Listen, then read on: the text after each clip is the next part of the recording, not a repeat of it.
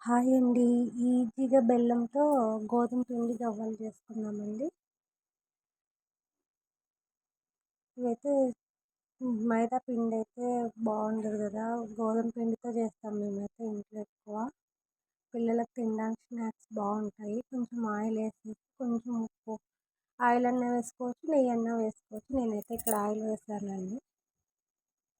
అంతా ఇట్లా పొడి పొడిగా మనం చపాతీ పిండి కలుపుకుంటున్నా అట్లే కలుపుకోవాలి. టేస్ట్ అయితే బాగుంటుంది. బయట ఫుడ్ కన్నా పిల్లలకు మనం ఇంట్లో చేసి పెడితేనే బాగుంటుంది కదా!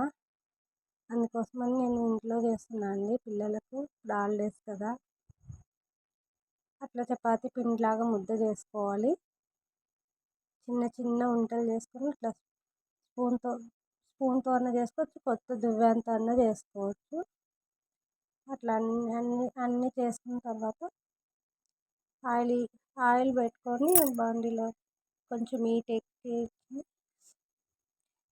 సిమ్లో కాకుండా మీడియం సైడ్లో పెట్టుకొని కొంచెం పాకం పట్టుకోవాలి. మనం అసలు పాకం పడతాం కదా, దానికన్నా కొంచెం లూజ్గా పాకం పట్టుకోవాలి. గట్టిగా పడితే పాకం ఉంటలాగా వచ్చేటట్టు గట్టిగా అవుతాయండి అవి. ఇట్లా అలా అంటే అతుక్కుంటుంది.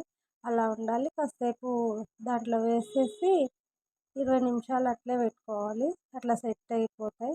మళ్ళీ హాట్ అండి ఇవి. కొంచెం కారం, మసాలా, ధనియా పొడి, జీలకర్ర పొడి అన్నీ వేసుకొని కొంచెం ఉప్పు, పసుపు వేసుకొని కలుపుకునేదండి.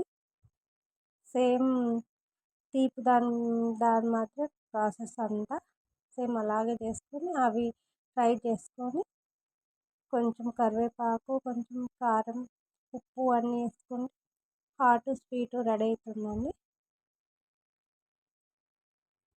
ఈ బాగున్నాయండి.